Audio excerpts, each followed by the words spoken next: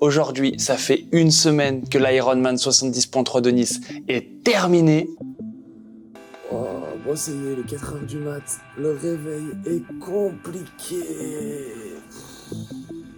J'ai super mal dormi.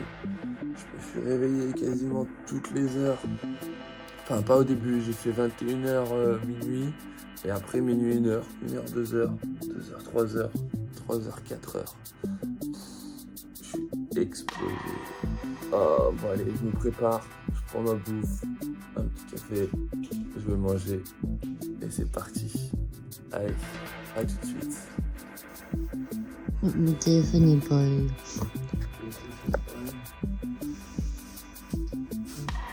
Rentre tes grosses fesses. Hop là.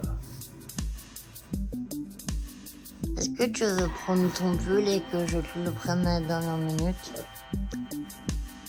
On peut faire ça. Hop. Je laisse pas les amis. Et allez, c'est parti, mon kiki. Très fonctionne. On va mettre pour la première Chat. fois. Chat, on n'a pas le temps. Bon allez, on est en route là pour aller prendre le tram. On a une petite vingtaine de minutes parce qu'on n'a pas pris un hôtel juste à côté. Je voulais mon petit hôtel, moi le nouveau hôtel aéroport. Donc je suis en route là avec mon petit café, ma petite gamelle de riz que je vais manger dans le tram. Et voilà, allez, à toutes. 150 grammes de glucides, et on prendra un gel juste avant la natation. Allez, à toutes. Avant la partie natation, on est passé par le parc à vélo, histoire de gonfler les pneus, refaire les préparatifs, vérifier que tout est bon. Bon bah j'ai pas eu le temps de régler le câble de dérailleur. On va espérer que ça passe tout au long de la course. Là on va laisser chauffer un petit peu et après ce sera parti. Le début. Il est 5h50, il reste 40 minutes. Je suis comme la braise, un peu stressé, mais bon ça va le faire. Formation, la première, vous allez arriver vers le départ. Il y a deux plans, vous pouvez pas vous planter, c'est impossible. Regardez, montrez-moi les panneaux. Voilà, levez ça. Également les messages, il faut les donner les messages. On veut, sur le panneau. Allez, on y va, il faut que ça lance.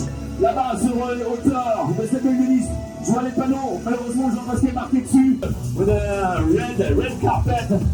J'attends environ le feu vert du directeur de course, mais environ moins de 7 minutes. Bonjour alors. Mais ouais, je les vois pas les panneaux, moi, c'est vous êtes trop loin.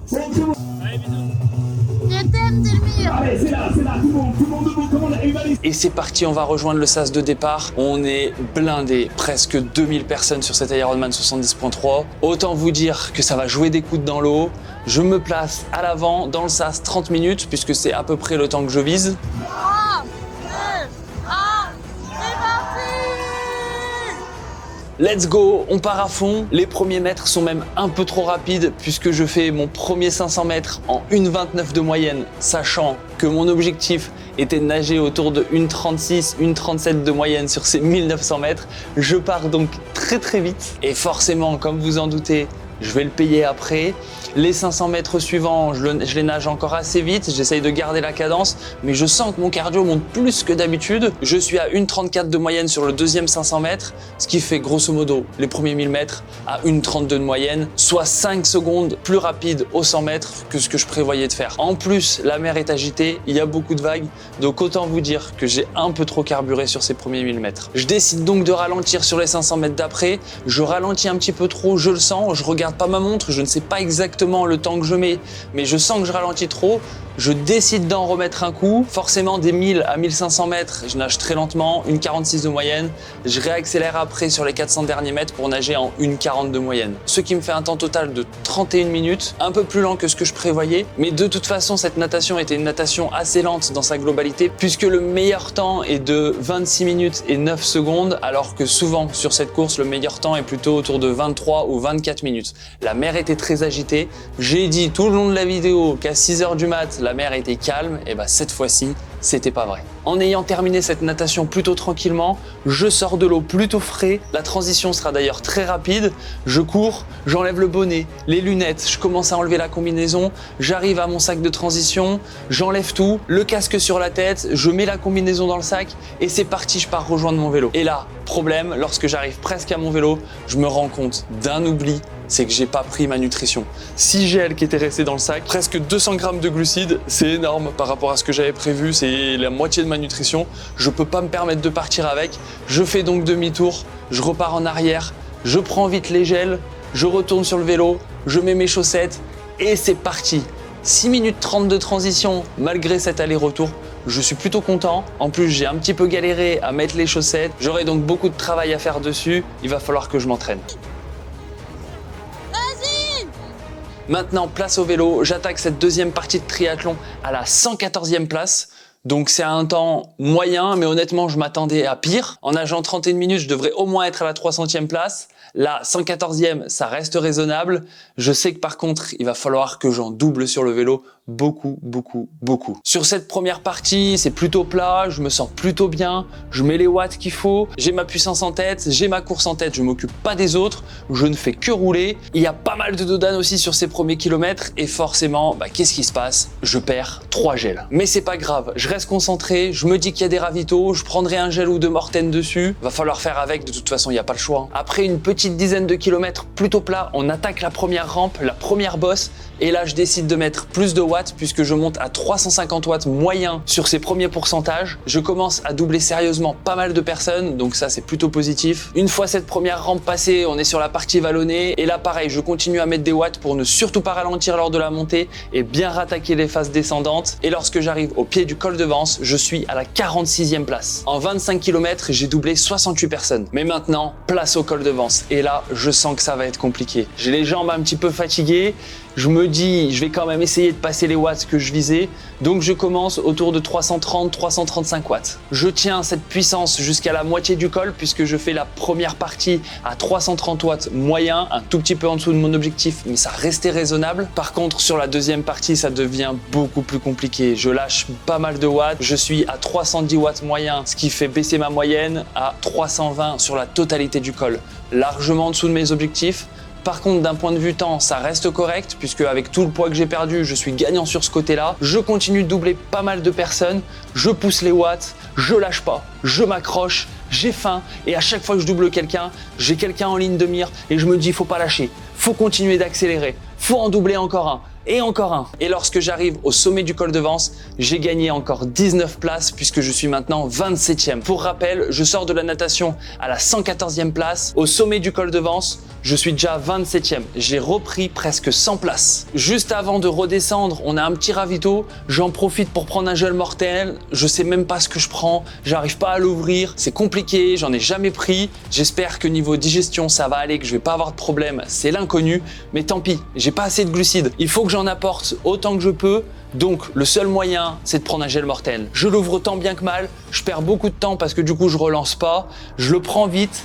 Et c'est parti, je relance dans cette partie plus plate, un peu descendante. Je remets des watts pour refaire la dernière petite bosse avant de vraiment redescendre en direction de Nice. À ce moment-là, c'est plus difficile puisqu'il y a beaucoup de fatigue accumulée, mais il faut surtout pas lâcher parce que c'est dans ces moments-là, si on relance correctement, qu'on peut regagner vraiment beaucoup de temps sur les autres. Et après tout ça, une fois qu'on est bien cramé, on a une grande descente très technique où c'est difficile de relancer, c'est difficile d'appuyer sur les pédales. Il faut surtout chercher à ne pas ralentir. Je vais le plus vite possible, je grappille encore quelques places, j'en double certains. Je vais tellement vite que des fois je double les motos arbitres. Bon, par contre, attention, 2 fois je fais un tout droit, je fais pas gaffe à la signalisation. Heureusement, pas d'accident, rien, juste je perds un peu de temps, mais c'est pas grave. Je reste dans ma course, je reste focus, je continue de pousser les watts autant que possible dès que je peux sur les grandes lignes droites. Il y a pas mal de dodan, je me prends des trous, à chaque fois je me demande comment je ne fais pour pas crever. Et heureusement, j'ai pas crevé une seule fois, mais jusqu'au bout, je me dis, Vincent, il faut surtout pas ralentir, il faut que tu gagnes un maximum de temps dans cette descente, tu peux reprendre encore quelques places, faut y aller, faut pas lâcher. Une fois passé cette descente, on a 10 km, pareil, 2 plats, faux plat descendant, plat, et là, faut remettre des watts. C'est pas facile, j'en redouble encore certains, je me fais doubler par une personne juste avant d'arriver à l'aire de transition, et au moment de poser le vélo, je suis 16e. Pour rappel, je suis passé de la 114e place à la T1 à 16e à la T2. À ce moment-là, je sais pas du tout quelle place j'ai, évidemment, mais je sais que j'en ai doublé beaucoup, je sais que j'en vois plus devant, donc je me dis, il doit pas y en avoir tant que ça, c'est pas possible. Mais maintenant, il faut faire attention, il faut surtout pas perdre une seconde et faire une très bonne T2. Je descends de mon vélo, je cours avec, je le pose, Je cours directement vers mon sac, j'enlève le casque, je sors toutes mes affaires, les casquettes, lunettes, chaussures, les gels, je mets le casque dans le sac et c'est parti, je m'équipe et je pars tout de suite en courant. 3 minutes 45 pour cette T2, autant vous dire que je suis hyper fier de moi pour cette transition hyper rapide. Et bizarrement, je me sens plutôt bien physiquement, même si le vélo était ultra compliqué comme je vous l'ai dit et que j'ai pas réussi à atteindre les watts que je visais, je me sens pas extrêmement fatigué. Je me dis, c'est génial, la course à pied, elle va être facile, je vais pas ralentir, je vais même pouvoir accélérer et maintenant, reste plus qu'à faire cette putain de course à pied de 21 km. Et les premiers kilomètres, je les fais un peu plus rapidement que prévu. 3,54 de moyenne sur les 2 premiers kilomètres. Je me dis quand même, Vincent, fais attention, faut pas te cramer. Volontairement, je ralentis pour retourner autour de mon objectif qui était 4,00 du kilomètre, 15 km/h. Et je décide de continuer à cette allure pour pas exploser. Il y a un petit faux plat montant au début et je commence à ressentir une crampe à l'ischio, être à la limite vraiment. Donc je me dis, Vincent, faut faire attention, n'accélère pas. À 4 minutes du kilomètre, ça passe. La crampe ne survient pas. Tu sens qu'elle est très proche sur l'ischio gauche, mais elle ne vient pas. Donc fais attention. Et une fois ce faux plat montant passé, je me dis, ça va très bien se passer. Je ressens plus rien à l'ischio. Je suis pas mal au niveau cardio. Je suis pas mal au niveau énergie. Donc maintenant, il ne reste plus qu'à faire les 3/4 de la course. Ouais, je sais, il reste encore 3/4. J'ai fait qu'un quart. Je suis confiant, peut-être un peu trop confiant. Après ces 5 premiers kilomètres, ça allait devenir un enfer, tout simplement. Plus d'énergie, je ralentis d'un coup. C'est vraiment, j'ai plus de jambes. Et à ce moment-là, je me dis que ça va être compliqué parce que je vais devoir tenir encore 3 fois ce que je viens de faire, mais en étant out. En plus de ça, je commence à voir mon allure diminuer, j'en vois derrière moi qui commence à s'approcher. Malgré tout ça, je m'accroche et après le 8e kilomètre, je suis toujours à la 16e place. Arrivé au 10e kilomètre, soit quasiment à la moitié de la course à pied, je suis en perdition totale. Je suis à 4,20 de moyenne, sachant que pour rappel, mon objectif c'était 15 km/h. Je cours 20 secondes plus lentement que ce qui est prévu. J'ai qu'une envie, c'est de m'arrêter, d'abandonner, de m'écrouler, de me dire ciao, terminado, cet Ironman 70.3 de Nice, on passe à autre chose, on s'arrête, je suis mort, j'en peux plus. Allez! Non, non, non! T'as pas le droit! Allez! Non, non, non! Ouais, le classement il bug, je m'en fous, tu cours! En plus de ça, je commence à me faire doubler. Je sais donc que je perds des places. Combien? Je ne sais pas parce que j'en double certains qui sont encore plus en perdition que moi. Et en plus de tout ça, avec le jeu du rolling start, entre ceux qui sont partis avant, ceux qui sont partis après, on n'est jamais certain de se faire doubler et de vraiment se faire doubler au classement. Maintenant, je le sais, et ça je peux vous le dire, c'est qu'à mi-course, j'étais encore 18e. J'ai donc perdu 2 places en 10 km. Honnêtement, au vu de mon état, je me dis maintenant que je m'en sors plutôt pas mal puisque perdre seulement 2 places alors que j'étais complètement cuit, c'est plutôt bon marché. Mais bon, une fois qu'on a fait une boucle, qu'on est complètement mort et qu'on sait qu'il nous reste encore un petit peu plus que 10 km, autant vous dire que c'est compliqué dans la tête. En plus de ça, vu que je suis complètement mort, j'ai du mal à tenir les 4,20 de moyenne, je m'accroche autant que possible, j'ai même 1 kilomètre que je cours en 4,27, je suis complètement cuit, je suis rincé, mais je me dis chaque kilomètre, allez Vincent, faut pas lâcher, faut s'accrocher, faut tenir jusqu'au bout parce que si tu ralentis mais que tu ne t'arrêtes pas, tu iras toujours plus vite que si tu marches. Donc tu t'accroches, t'as pas le choix. Et vas-y, je me motive. Et vas-y, je me fais mal. J'ai mal aux cuisses, le cardio qui monte. J'ai l'impression d'avoir la cage thoracique là, les poumons qui veulent sortir. C'est horrible, ça commence à brûler aussi. J'essaye de me remotiver, mais c'est vraiment pas facile. Et je m'accroche kilomètre par kilomètre. En plus de ça, sur cette deuxième boucle, je me fais encore doubler et au 16e kilomètre, je suis 20e.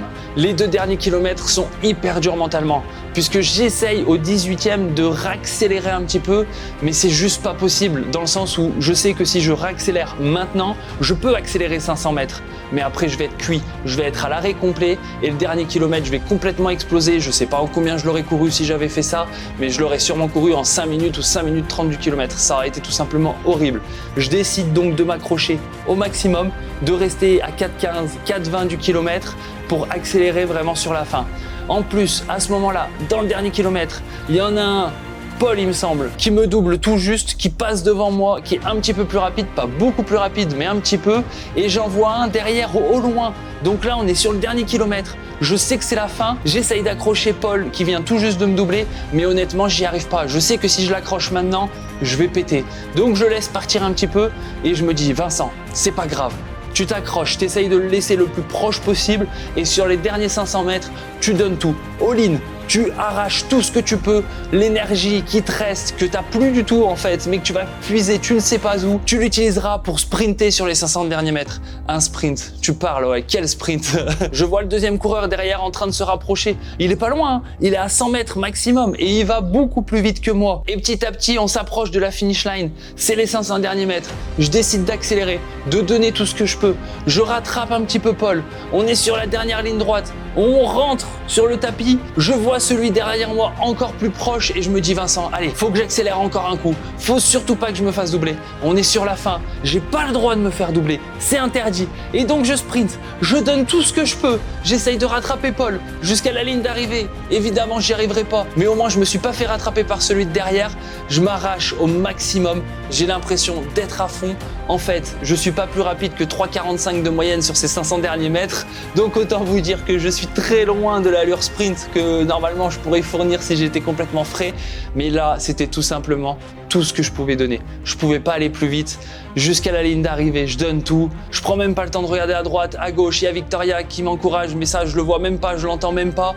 Jusqu'au bout, je donne tout. Et à la fin, je suis tellement épuisé que, en fait, lorsque je fais le dernier pas sur la ligne d'arrivée, je tombe complètement en avant. Je m'écroule sur le sol. Et là, d'ailleurs, c'est dommage, parce que Victoria n'a pas continué de filmer, mais sinon vous auriez vu ma magnifique chute. Je suis complètement rincé, je suis mort, je suis allongé. Il me faut un petit peu de temps pour reprendre mes esprits. Il y a Paul à côté de moi, lui il se relève un petit peu plus vite que moi. Moi j'essaye de me relever et là, crampe ischio droit, crampe ischio gauche.